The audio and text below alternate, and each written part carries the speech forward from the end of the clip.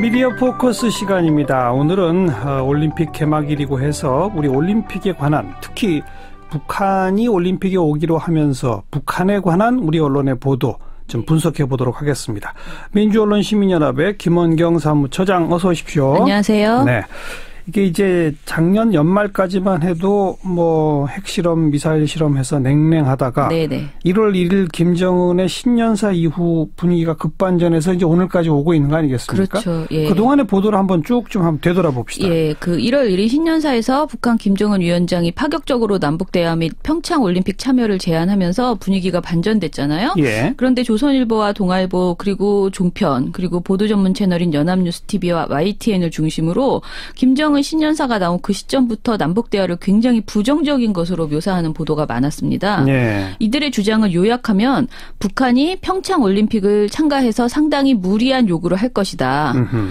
물론 남북대화도 외교인 만큼 국가 안보 차원에서 당연히 득실을 치밀하게 따져봐야 합니다. 이건 예. 당연한데요. 문제는 일부 보도에서 유언비어에 가까운 음모론을 과도하게 펼쳤다는 것입니다. 예컨대 어떤 겁니까? 예를 들어서 채널 A 뉴스 탑10이라는 프로그램에서 1월 2일에 패널로 나온 정미경 전 자유한국당 의원이 예. 북한 선수단이 이제 방남할 때 크루즈를 타고 올 것이다. 그런 예상이 있다라는 말이 있었어요. 그러자 크루즈를 남한이 이제 지원할 가능성이 있다라고 네네. 하면서 예. 북한이 돈을 욕심낼 것이다. 만약 크루즈에 돈이 실려 있다면 어떻게 할 것인가. 자꾸 이런 의심이 든다고 주장을 했어요. 그러니까 우리 정부가 크루즈에 현금을 실어서 북한에 지원할 수 있다는 그런 좀 망상에 가까운 그런 논지였습니다.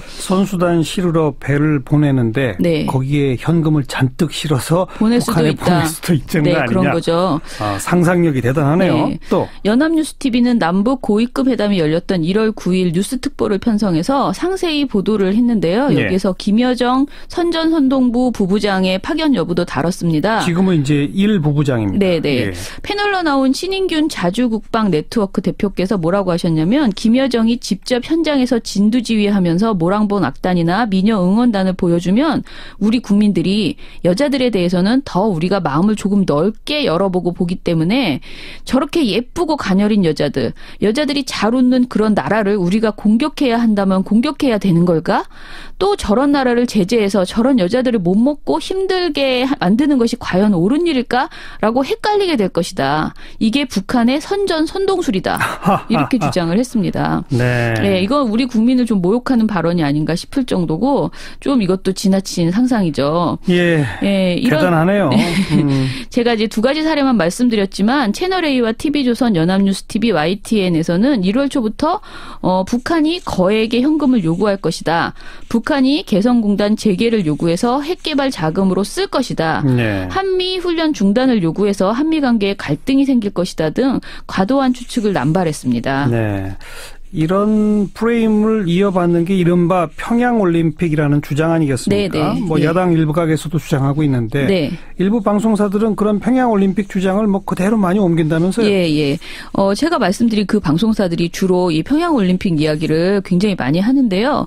합리적 수준의 비판이 아니고 왜곡이 뒤섞인 이념적 비방에 가까운 보도들이 이어지고 있습니다. 예. 특히 MBN과 TV조선이 돋보이는데요.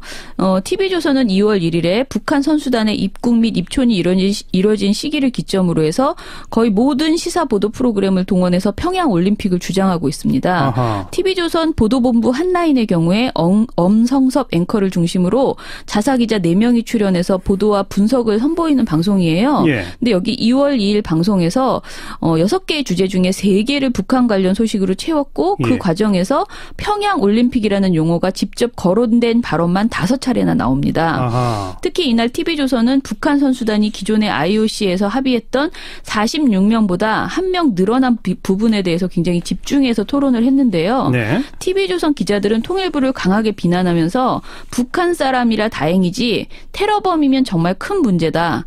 이런 논란 때문에 평양 올림픽이 평양올림픽 조직이 평양올림픽 이런 비판이 나오고 있는 것이다라고 말을 했습니다. 테러범일 수 있다는 얘기를 했다고요? 네네. 이 테러범이라는 발언을 2번이나 했어요. 테러범일 수 있다. 예. 정보 요원이라는 얘기도 했고요. 예. 물론 이 추가 인원 논란에 통일부도 당황한 기색이 있었고요. 최종 해명에 3일이 소요됐기 때문에 이런 혼란이 있었던 것에 대해서 비판은 할 수 있어요. 지적할 수 있습니다. 예. 하지만 북한이 모두 신원 정보를 미리 통보한 인원들이었다는 점과 선수촌 입촌 인원과 방남 인원은 불일치할 수 있다는 점, 그리고 추가 인원이 마사지사 등 지원 인력이라는 점을 고려할 때 과연 이것을 두고 테러범이나 평양올림픽을 거론할 수준의 일이었나 따져볼 여지가 굉장히 있습니다. 기본적으로 북한이 올림픽에 자기네 선수단과 뭐 등등을 보내겠다라고 하는 네. 북한 정권의 정치적 어떤 결정의 배경, 예. 이걸 좀 합리적으로 생각을 하면 예. 거기에 테러범을 끼워 보낸다고요? 아니, 그 선수단 데리러 크루즈 올 때 거기 현금 안 실어오면 안 보낸다고요? 그렇죠. 이런 게 상상이 가능합니까? 그러니까 아무 말 대잔치에 가까운 발언들을 굉장히 많이 하고 있습니다. 예. 그리고 이제 TV조선은 북한 선수들이 인공기를 달고 와서 평양올림픽이니까 이해하자라는 조소를 한다. 그리고 평양올림픽 북한을 위한 잔치라는 것이 일반론이다. 일반론? 네. 그리고 선수 숙소에 걸린 대형 인공기 저것만 보면 평양올림픽이 생각난다. 등등 계속 발언에서 이제 평양올림픽이라는 그 단어를 계속 사용하고 있다는 거죠. 아니, 북한이 물론 뭐 우리 분단된 현실 맞습니다만 네. 유엔에 동시 가입한 국제사회가 인정하는 하나의 국가이고 네네.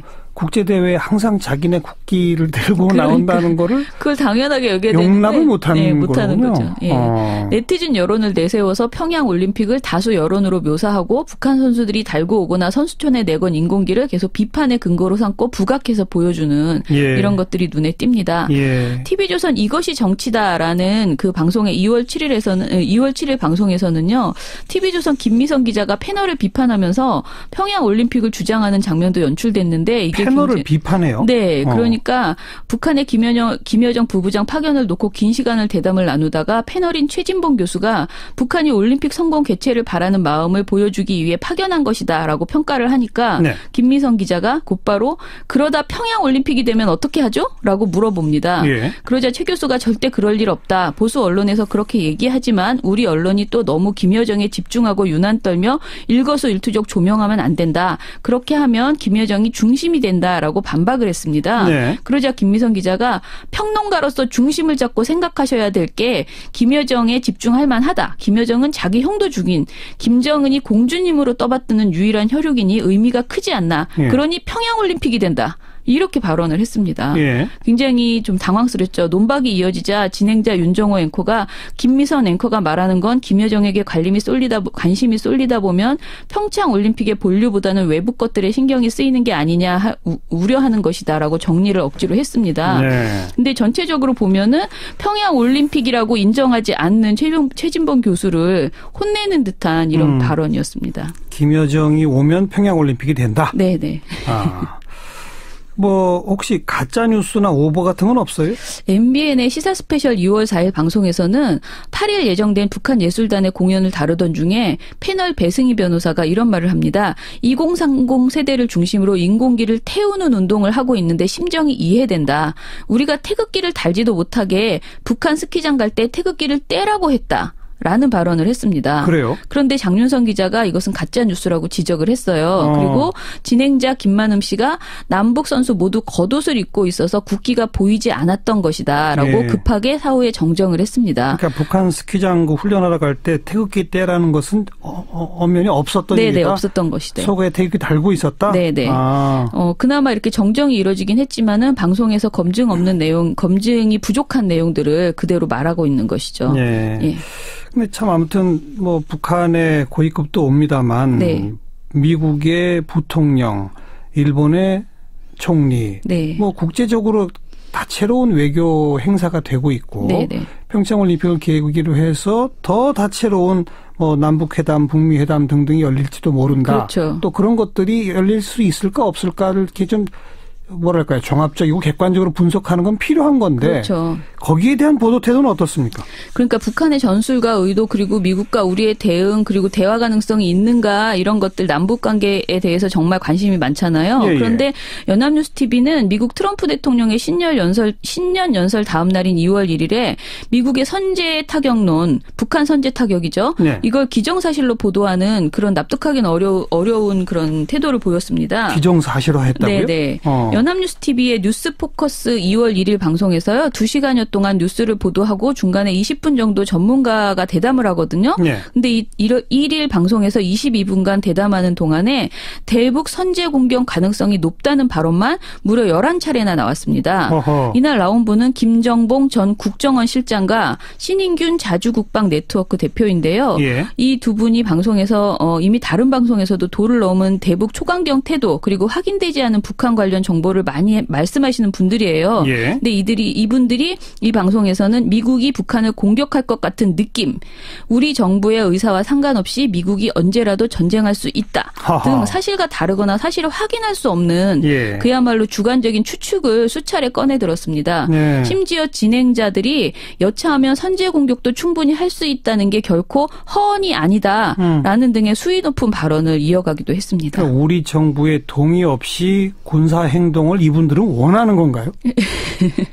원하는 건 아니지만 할 수 있다라고 겁을 주는 그런 식의 내용입니다. 그렇게 뭐 대북 선제 타격 충분히 가능하다라고 하려면 뭔가 근거가 있어야 될 거 아니에요? 예, 근데 사실 그것은 근거 있는 발언이 나온 게 하나도 없습니다. 사실 예. 지금까지. 예. 그렇다 보니까 확인할 수 없다는 게 객관적인 진실이에요. 그렇죠. 근데 확인할 수 없는 얘기를 이렇다 저렇다 진짜 그야말로 아무 말 대잔치로 계속 하고 있는 것이죠. 네, 예. 네. 그리고 이제 그 합리적인 근거가 있는지를 한번 따져보면요. 네. 연합뉴스 TV는 북한의 핵무기가 미국 본토를 곧 위협할 수 있고 그런 일을 막기 위해서 최대의 압력을 행사하고 있다.